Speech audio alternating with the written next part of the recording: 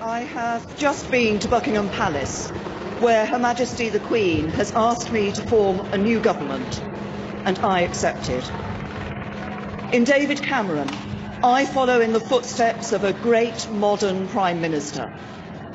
Under David's leadership, the government stabilised the economy, reduced the budget deficit, and helped more people into work than ever before. But David's true legacy is not about the economy, but about social justice. From the introduction of same-sex marriage to taking people on low wages out of income tax altogether, David Cameron has led a one-nation government, and it is in that spirit that I also plan to lead. Because not everybody knows this, but the full title of my party is the Conservative and Unionist Party. And that word unionist is very important to me. It means we believe in the union.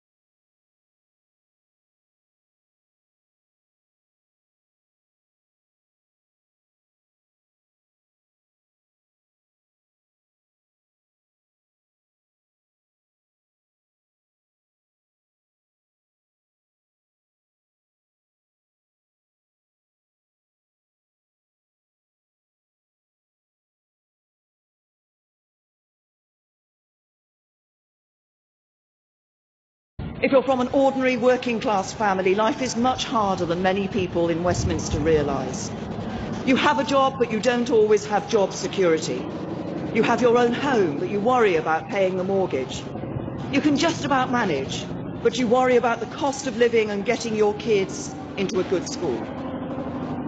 If you're one of those families, if you're just managing, I want to address you directly. I know you're working around the clock. I know you're doing your best, and I know that sometimes life can be a struggle. The government I lead will be driven not by the interests of the privileged few, but by yours. We will do everything we can to give you more control over your lives. When we take the big calls, we'll think not of the powerful, but you. When we pass new laws, we'll listen not to the mighty, but to you. When it comes to taxes, we'll prioritise not the wealthy, but you. When it comes to opportunity, we won't entrench the advantages of the fortunate few. We will do everything we can to help anybody, whatever your background, to go as far as your talents will take you. We are living through an important moment in our country's history. Following the referendum, we face a time of great national change. And I know, because we're Great Britain, that we will rise to the challenge. As we leave the European Union, we will forge a bold, new, positive role for ourselves in the world. And we will make Britain a country that works not for a privileged few, but for every one of us. That will be the mission of the government I lead. And together, we will build a better Britain.